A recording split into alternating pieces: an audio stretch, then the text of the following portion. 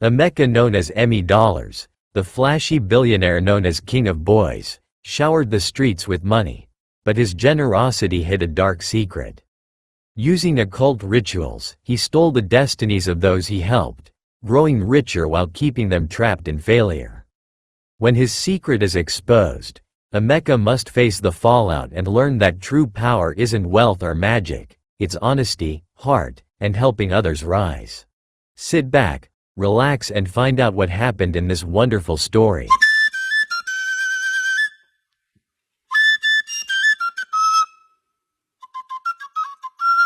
Emeka was a man who seemed to have the world at his feet. Handsome, tall, and always impeccably dressed, he walked through life as if he owned it, and, in a way, he did.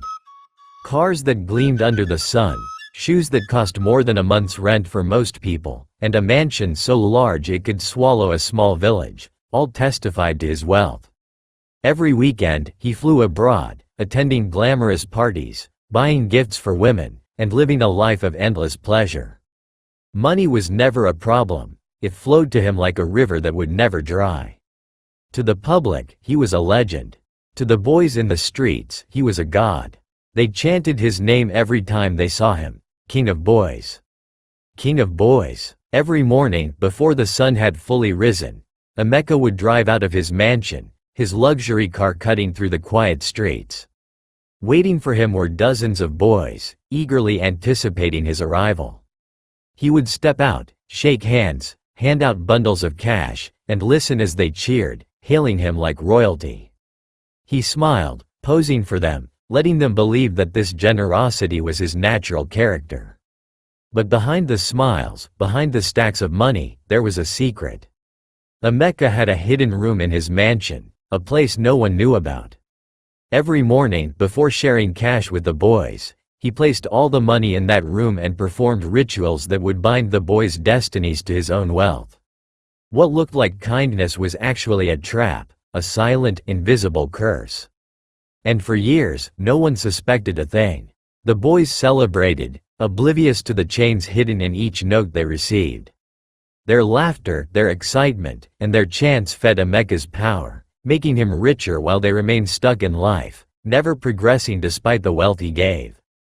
The streets adored him, and yet, behind the adoration and the money, a dangerous secret thrived, one that would soon begin to unravel. Emeka's mansion was a palace of extravagance. Marble floors reflected crystal chandeliers, and walls adorned with priceless art whispered of wealth beyond imagination. But hidden behind the luxury was a room no visitor ever saw, a room that held the true source of Emeka's power. It was small, almost suffocating, with walls covered in strange symbols that glowed faintly in the dim light. In the center, stacks of cash rose like a mountain, waiting for the day it would be handed to the boys on the streets. To an outsider, it was just money. To Emeka, it was a tool of unseen power, a link between him and forces that no ordinary man could command. Every morning, before stepping into the world of applause and chants, Emeka performed his rituals. He placed the money carefully, arranging each bundle in a precise pattern, murmuring words that twisted fate itself. The incantations were complex, demanding, and dark, but Emeka had mastered them over years. Each note he would later give to the boys carried a hidden curse, siphoning their potential, chaining their success, and feeding his endless wealth. Outside, the boys cheered, smiling, dreaming, and believing in their luck. Inside, their futures were quietly stolen. This secret room was more than a chamber, it was a vault of lives. It held the invisible weight of broken destinies, ambitions sacrificed in silence, and a darkness that Emeka never revealed. Every day, he stepped out to meet the boys, sharing money, smiling, and laughing with them. But the truth was far more sinister. Their gratitude fueled his empire, their failure ensured his rise. And as long as the room remained untouched, Emeka's wealth would grow, while the boys remained trapped in a cycle they could never understand. It was a perfect system, flawless in its cruelty.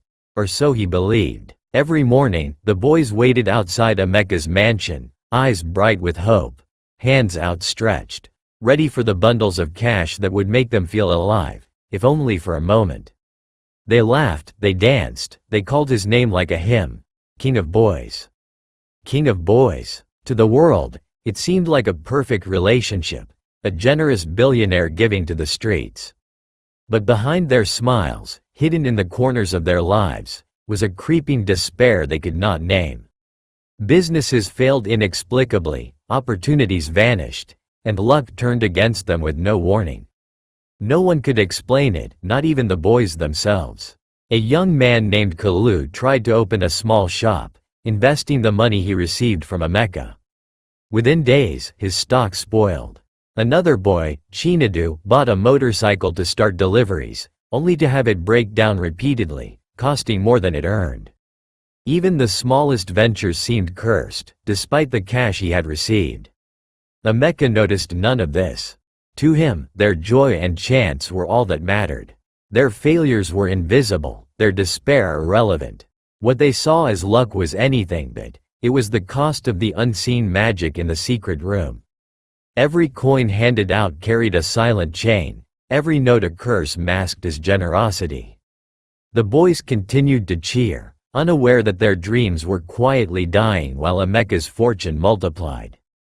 The streets hailed him as a king, but in truth, the King of Boys ruled over a world of stolen potential, and no one suspected the dark secret that made him untouchable. Emeka's mornings had become a ritual of power and obsession. Every day, before the sun fully rose, he would retreat to his secret room, arranging bundles of cash with precision, murmuring chants that twisted fate itself. Each note he gave to the boys carried a curse, yet every morning he convinced himself he was helping them, that his generosity was kindness. The truth was far darker. He had become addicted to the control it gave him.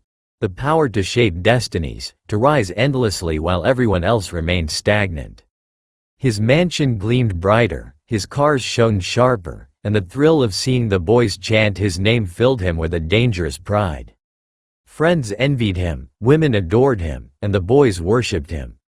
But Emeka's satisfaction came not from admiration or wealth alone. It came from knowing he alone held the strings of life. Outside, he was the king of boys, the generous billionaire.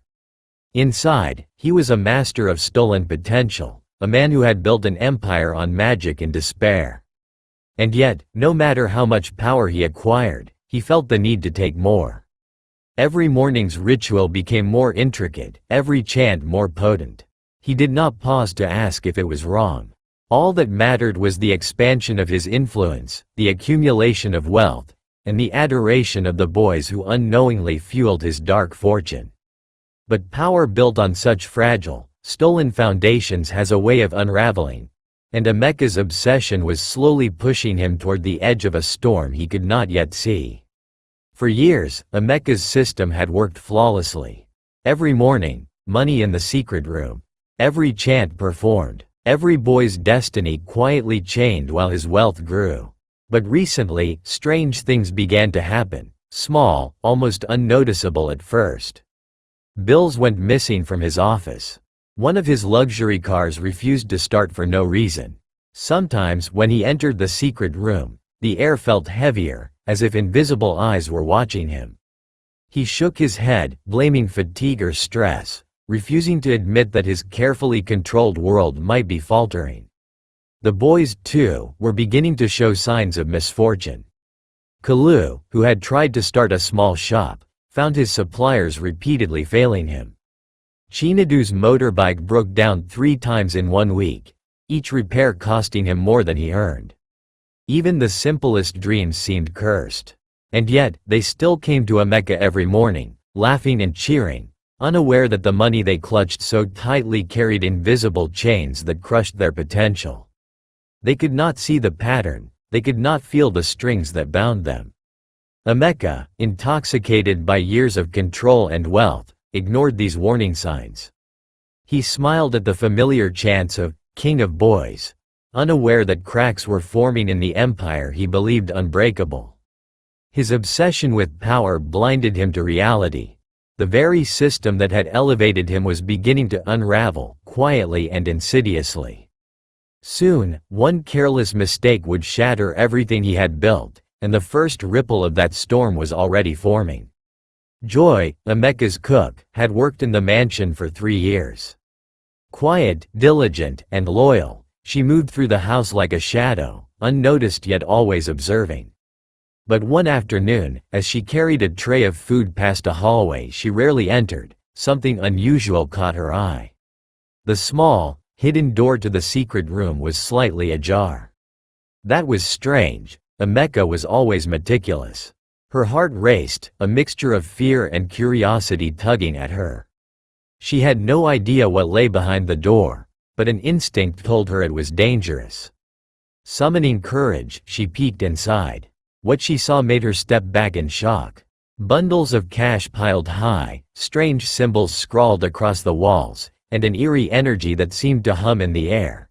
It was unlike anything she had ever encountered. She shivered, realizing that the room held something far darker than mere money. Fear surged through her, and without thinking twice, she ran to the only person she trusted, Pastor Abina. "Pastor, there's something evil in the mansion," she whispered, her voice trembling. "Something dark, powerful? I don't understand it, but it's dangerous." Little did Emeka know, the first crack in his perfect empire had already been discovered. What he thought was invincible, the magic, the wealth, the control, was about to collide with a force he could not manipulate. In the hands of Pastor Abina, the secret room's power would be destroyed, and the consequences of Emeka's long-hidden crimes would begin to strike him in ways he had never imagined.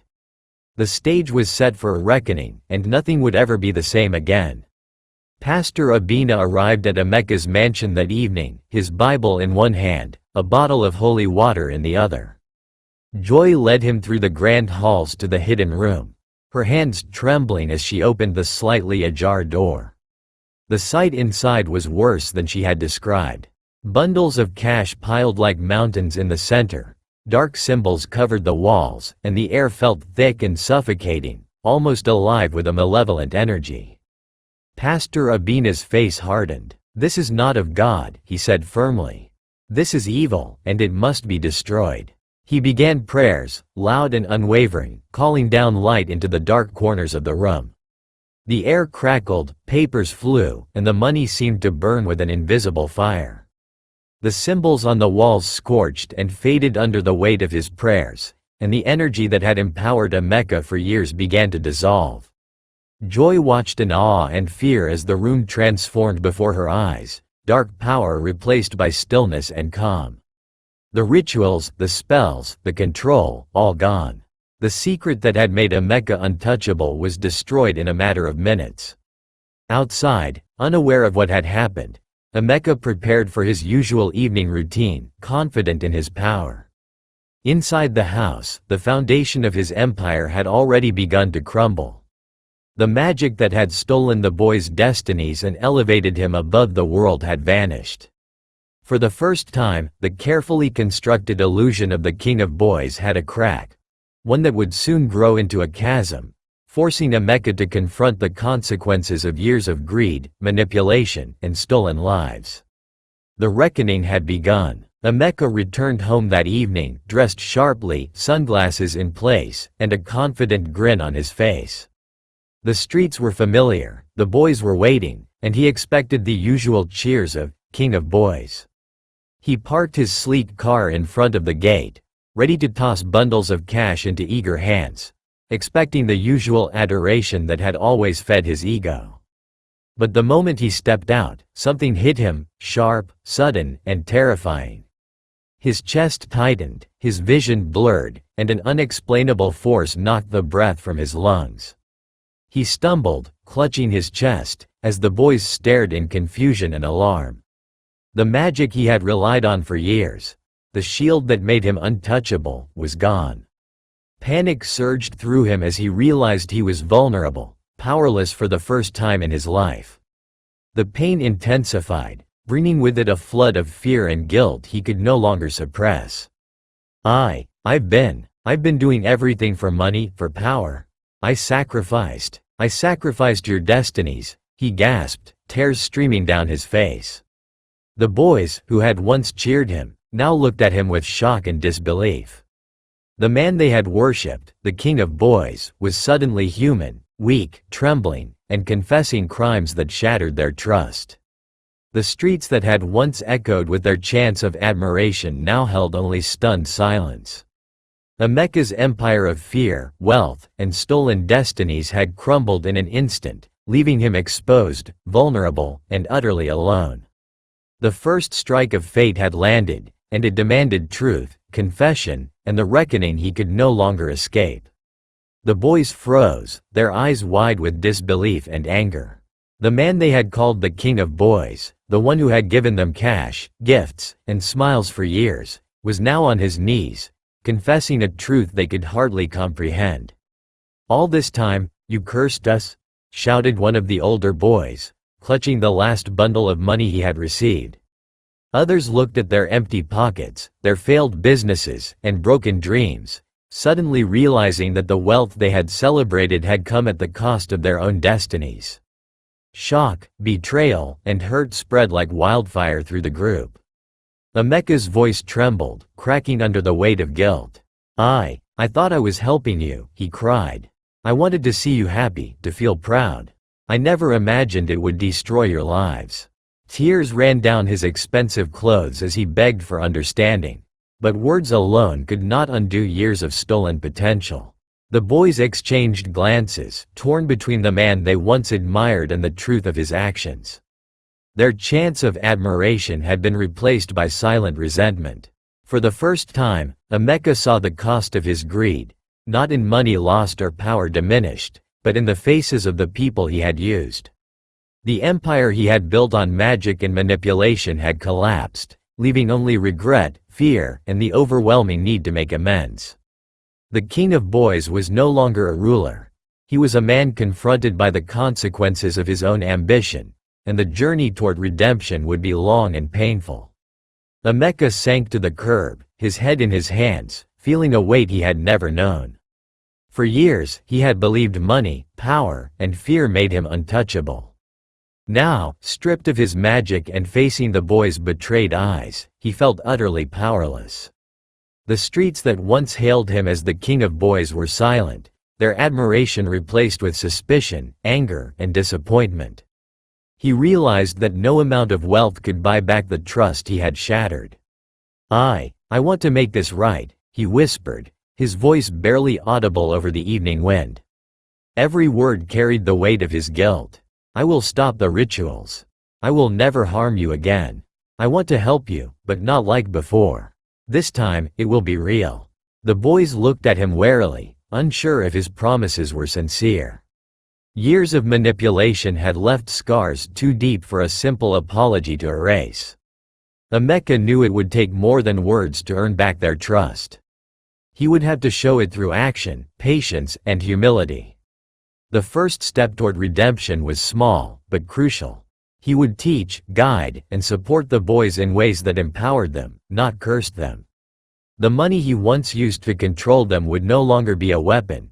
It would be a tool to help them build their own lives. For the first time, Emeka understood that true leadership was not about fear or wealth. It was about honesty, care, and responsibility.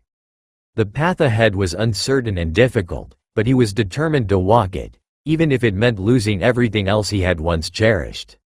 The king of boys was beginning to change, and the world around him would soon see the first signs of that transformation. The boys did not move closer. Their eyes were filled with suspicion, hurt, and anger. For years, they had taken his money, laughed with him, and admired him, believing in the generosity of the king of boys. Now, faced with the truth, their trust lay shattered like broken glass. "How can we believe you now, Emeka?" one of them demanded, voice shaking with fury. "You stole our lives while making yourself richer. Why should we trust you after all this?" Emeka lowered his head, swallowing the lump of shame in his throat. The weight of his sins pressed down harder than any luxury he had ever known. "I know, I have no right to ask for forgiveness," he admitted, voice raw. "But I promise, I will make it right. No more secrets, no more rituals. I will help you earn your way, teach you skills, guide you, but I will never take what belongs to you again." The boys exchanged glances, unsure if he could be sincere. Their lives had been stolen without their knowledge, and rebuilding trust would take more than words. It would take action, patience, and proof that he had truly changed. For the first time, Emeka felt the heavy cost of his greed. Pride, wealth, and magic had never seemed so meaningless. Redemption was no longer optional, it was his only path forward. And while the boys remained cautious, wary of promises, a small seed of hope took root. If he could prove himself, help them rebuild, and remain honest, perhaps the future could be rewritten. The king of boys, once feared and admired for his power, now had to earn the respect of those he had wronged through humility, effort, and unwavering sincerity. The real test of his character had begun. Emeka knew that words alone could never repair the damage he had caused. The boys' distrust was real, and their lives had been quietly stolen for years.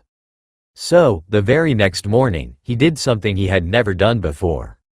He called the boys into his mansion, not to give them money, but to teach them. "No cash today," he said, voice steady but sincere. "But I will show you how to earn, grow, and succeed, on your own terms. This time, your future will belong to you, not me." Some boys hesitated, memories of lost opportunities and broken dreams weighing on them. But curiosity, and the faint hope in Emeka's eyes, made them step inside. For weeks, Emeka worked alongside them, teaching practical skills they could use in real life. He showed them how to manage small businesses, handle money wisely, network, and even stand confidently in front of people to sell their ideas. It was exhausting, humbling work, a far cry from the glamorous life he had once led.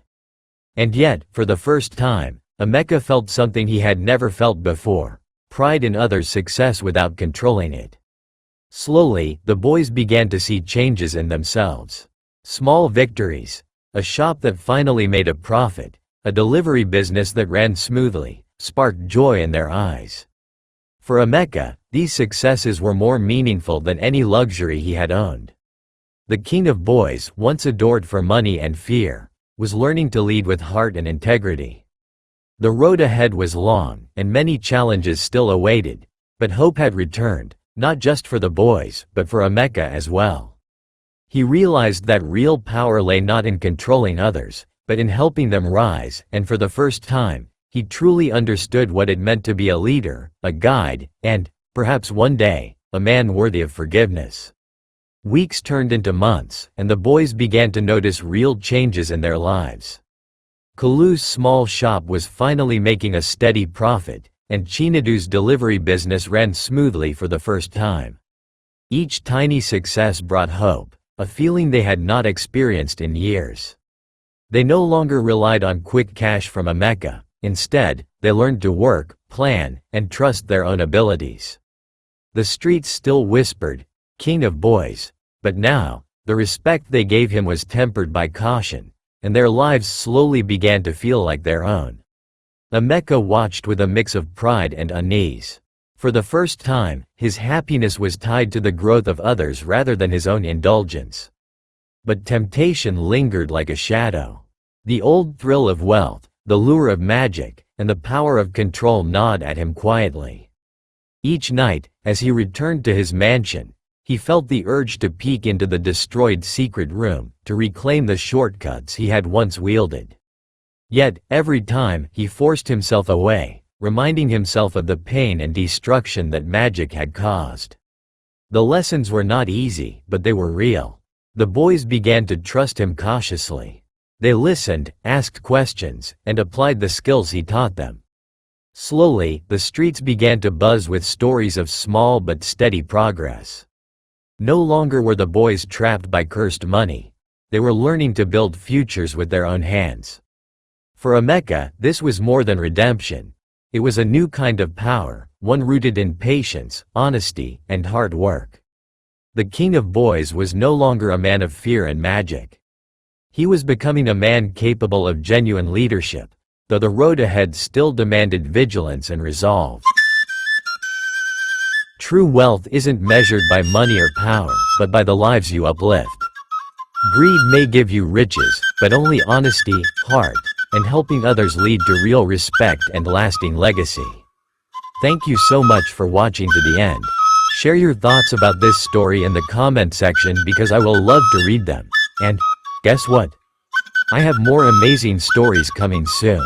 So, like, share and subscribe. Hit the notification bell and stay glued to Folktales by Zida. See you around.